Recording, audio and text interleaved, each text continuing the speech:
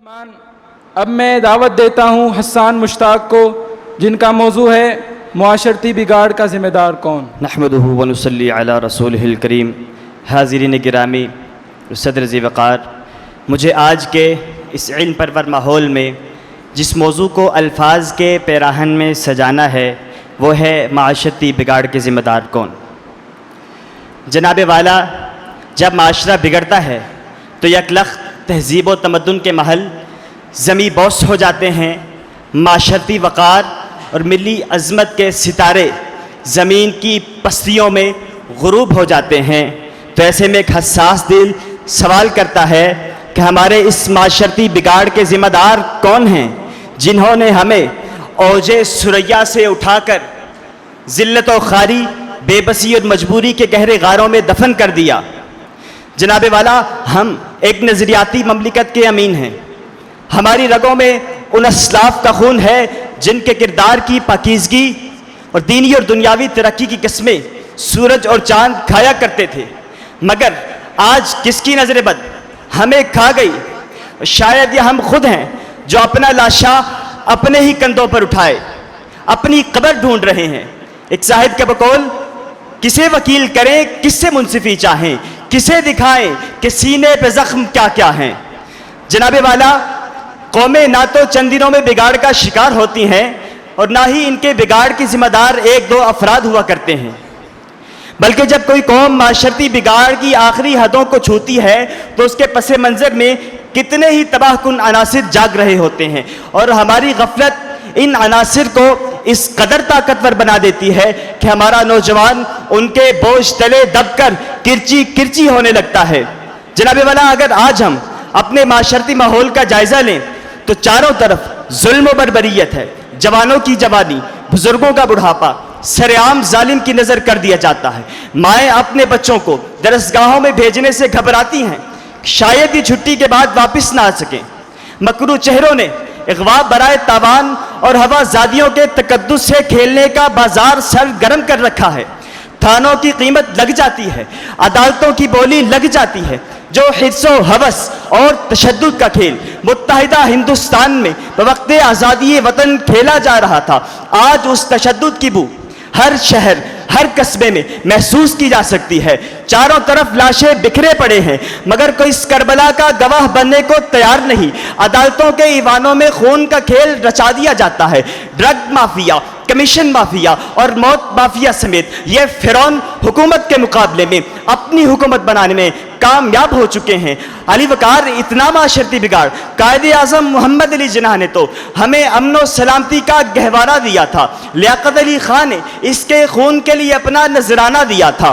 اقبال نے اس کی عظمت کے سنہرے خواب دیکھے تھے، لیکن ہمارے رہبروں کو تو جنگ اقتدار سے فرصت ہی نہیں۔ تو میں کہنا چاہوں گا کہ مفلس شہر کو دھنوان سے ڈر لگتا ہے، پر نہ دھنوان کو رحمان سے ڈر لگتا ہے۔ اب کہاں ایثار و اخوت و مدینے جیسی، اب تو مسلم کو مسلمان سے ڈر لگتا ہے، اب تو مسلم کو مسلمان سے ڈر لگتا ہے۔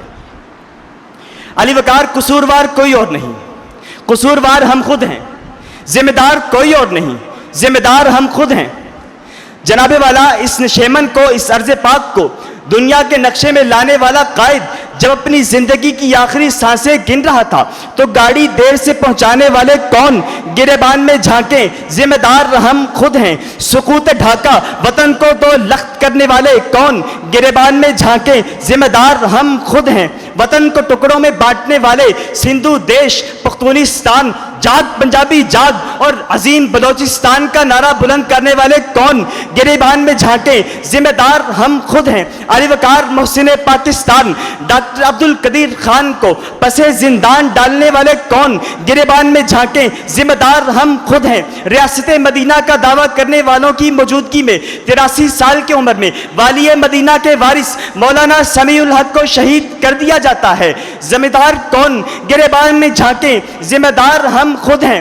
علی وقار بہت پرانی بات نہیں، گزشتہ کل کی بات ہے۔ سوات میں سیلاب کا ریلا آیا، 5 نوجوان اس میں بہہ گئے، خلق خدا کھڑی تماشا دیکھتے رہی، کسی کو توفیق نہیں ہوئی کہ ان جانوں کو بچا لیا جائے۔ علی وقار ان ڈوبنے والے نوجوانوں کی آنکھوں میں مجھے یہ سوال نظر آیا، میں کس کے ہاتھ پہ اپنا لہو تلاش کروں؟ تمام شہر نے پہنے ہوئے ہیں دستانے، تمام شہر نے پہنے ہوئے ہیں دستانے۔ علی وقار قصوروار میں بھی نہیں، قصوروار آپ بھی نہیں، ذمہ دار میں بھی نہیں، ذمہ دار آپ بھی نہیں۔ تو میں پوچھنا چاہوں گا کہ املاک کس نے نیلام کرائے؟ خزانے کون لوٹتا رہا؟ درآمدات برآمدات کی آڑ میں ملک کو تباہ و برباد کون کرتا رہا؟ کراچی کی سڑکوں پر مفتی نظام الدین شامزئی اور ڈاکٹر عادل خان کا خون کس نے بہایا؟ تو میرا جلتا نشیمن سوال کرتا ہے کہ ان کا سب کا ذمہ دار کون ہے؟ لیکن بات صاف ہے علی وقار کہ ہمیں خبر تھی لٹیروں کے سب ٹھکانوں کی، شریک جرم نہ ہوتے تو مخبری کرتے، شریک جرم نہ ہوتے تو مخبری کرتے۔ حاضرین مکرم، قدرت کا مسلمہ اصول ہے کہ خزاں کے بعد بہار کی خوشخبری بھی ملا کرتی ہے، کانٹوں کے ساتھ گلاب بھی اگا کرتے ہیں۔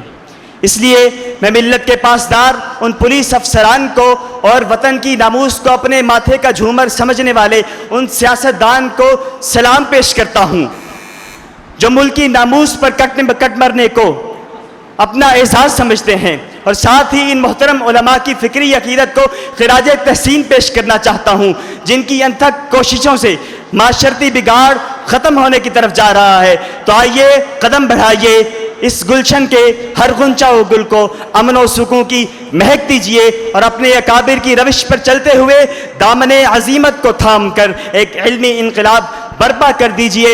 اجازت چاہوں گا کہ مجبور ہوں میں، مجبور ہو تم، مجبور یہ دنیا ساری ہے، اس دور میں جینے کی قیمت یا دار و رسن یا خاری ہے۔ وما علینا الا البلاغ۔